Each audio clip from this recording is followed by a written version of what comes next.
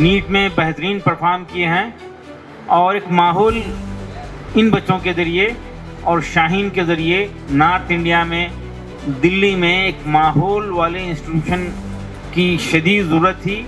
शुरुआत किए हैं और सारे इदारे हमारे ताकतवर बने, नस्लों को बनाने वाले बने, नस्लों को कंट्रीब्यूट करने वाले बने।